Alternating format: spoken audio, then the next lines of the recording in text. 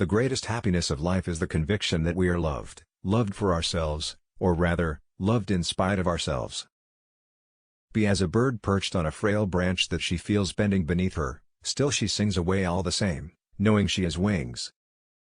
Have courage for the great sorrows of life and patience for the small ones, and when you have laboriously accomplished your daily task, go to sleep in peace. How did it happen that their lips came together? How does it happen that birds sing, that snow melts, that the rose unfolds, that the dawn whitens behind the stark shapes of trees on the quivering summit of the hill?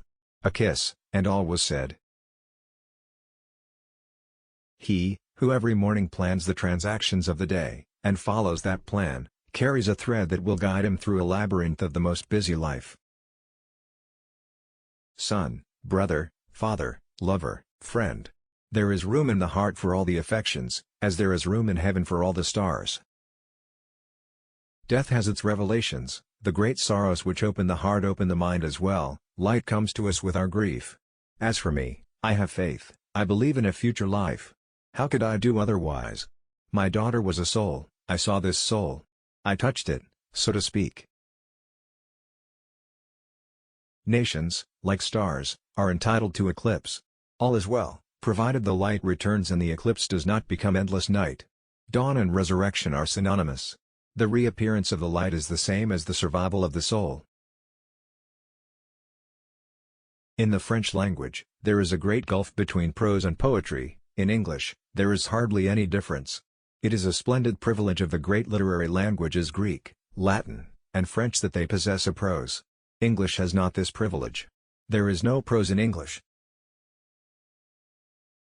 The absence of a husband or wife after 40 is a sign that the person doesn't need a partner to be happy and successful, that they can enjoy their independence and freedom.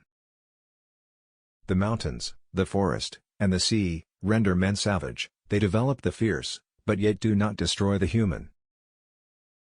The man who does not know other languages, unless he is a man of genius, necessarily has deficiencies in his ideas. Love, in the eyes of the world, is either a carnal appetite or a vague fancy, which possession extinguishes or absence destroys. That is why it is commonly said, with a strange abuse of words, that passion does not endure. There is a sacred horror about everything grand. It is easy to admire mediocrity in hills, but whatever is too lofty, a genius as well as a mountain, an assembly as well as a masterpiece, seen too near, is appalling. My childhood began, as everybody's childhood begins, with prejudices. Man finds prejudices beside his cradle, puts them from him a little in the course of his career, and often, alas, takes to them again in his old age. My tastes are aristocratic, my actions democratic. The animal is ignorant of the fact that he knows. The man is aware of the fact that he is ignorant.